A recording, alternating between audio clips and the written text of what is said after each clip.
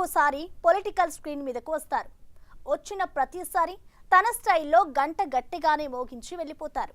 ఇప్పుడు కూడా అదే చేశారు. తెలుగుదేశం పార్టీలో సీనియర్ నేతగా, నిత్య అసంతృప్తివాదిగా పేరొందిన నాయకుడు గంటా శ్రీనివాసరావు. ఇప్పుడు ఆయన మారిపోయారనే టాక్ వినిపిస్తోంది. ఆయన వ్యవహార శైలి కూడా వివాదాస్పదమవుతోంది. సొంత పార్టీ నేతల్ని, ప్రభుత్వాన్ని ఇరుకున పెట్టేలా వ్యవహరిస్తున్నారనే విమర్శలు వస్తున్నాయి. ఉన్నట్టుండి ఆయన ఇలా ఎందుకు చేస్తున్నారనే చర్చ పార్టీలో జోరుగా నడుస్తోంది. మరి గంటా లెక్కేంటి?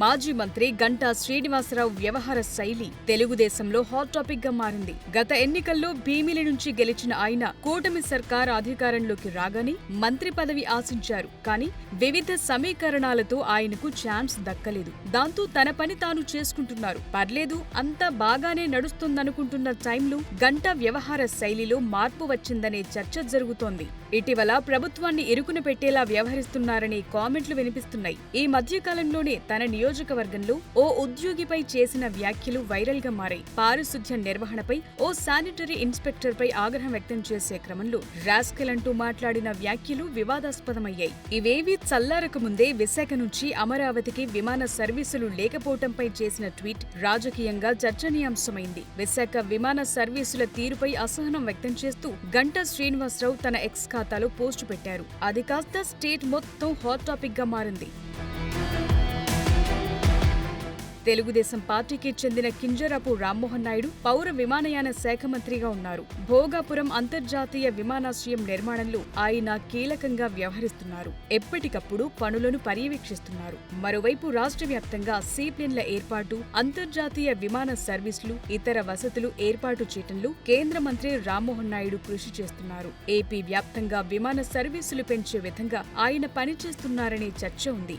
సరిగ్గా ఇదే సమయంలో మాజీ మంత్రి గంటా శ్రీనివాసరావు విశాఖ నుంచి నేరుగా అమరావతికి విమాన సర్వీసులు లేకపోవడంపై అసంతృప్తి వ్యక్తం చేస్తూ సోషల్ మీడియాలో పెట్టిన పోస్టు వివాదాస్పదంగా మారింది. వైజాగ్ నుంచి విజయవాడకు వెళ్లాలంటే విశాఖలో ఫ్లైట్ ఎక్కి తెలంగాణలోని శంషాబాద్ లో దిగి అక్కడి నుంచి మరో ఫ్లైట్ టికెట్ కొనుక్కుని అమరావతికి రావాల్సి వస్తోందని అందులో రాసుకొచ్చారు. తనతో పాటు వచ్చిన సిఐఐ, ఫిక్కీ సంస్థలకు చెందిన వ్యాపారవేత్తలు, ప్రముఖులకు కూడా ఇదే చేదు అనుభవం ఎదురైందన్నారు. మంగళవారం వందే భారత్ రైలు కూడా లేకపోవడంతో తాను 2 విమానాలు మారాల్సి వచ్చిందని తన అసహనాన్నంతా వెళ్లగక్కారు. విశాఖలో విమాన ప్రయాణికులకు ఎందుకీ దుస్థితి అంటూ తన ట్వీట్లో సీఎం చంద్రబాబు, కేంద్ర మంత్రి రామ్మోహన్ నాయుడు, మంత్రి నారా లోకేష్ కు ట్యాగ్ చేశారు. దీనికి తెలుగుదేశం హైకమాండ్ హర్టైందట.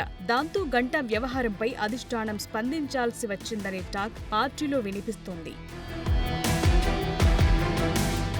కూటమి ప్రభుత్వం విశాఖను ఆర్థిక రాజధానిగా పరిగణిస్తోంది. ఈ క్రమంలో విశాఖ నుంచి ఏపీ రాజధాని అమరావతికి నేరుగా విమాన సర్వీసులు లేకపోవటమేంటని గంటా ట్వీట్ చేయటం పెద్ద చర్చకే దారితీసింది. పార్టీలో సీనియర్ నాయకుడు సమస్యపై స్పందించే తీరు ఇది కాదనే విధంగా అధిష్టానం మందలించే ప్రయత్నం చేసిందనే గుసగుసలు తెలుగుదేశం పార్టీలో వినిపిస్తున్నాయి. ఇబ్బందులేవైనా ఉంటే ప్రభుత్వం దృష్టికి తీసుకురావాలే తప్ప సోషల్ మీడియాలో పోస్టులు పెట్టడమేంటని ప్రశ్నించినట్లు తెలుస్తోంది. కేంద్ర పౌర విమానయాన శాఖ మంత్రి టీడీపీకి చెందిన వారేననే విషయం గుర్తుంచుకోవాలని చెప్పారట. భవిష్యత్తులో ఇలాంటివి రిపీట్ కాకుండా చూసుకోవాలని అధిష్టానం గంటాకు సూచించిందని తెలుగుదేశం నేతలు చర్చించుకుంటున్నారు.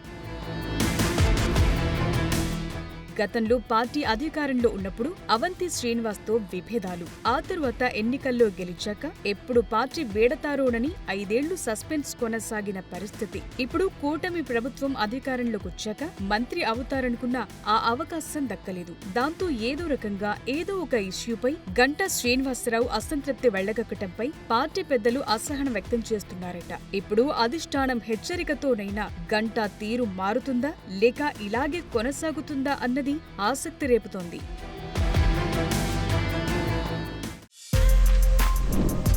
For more videos like this, subscribe Big TV channel.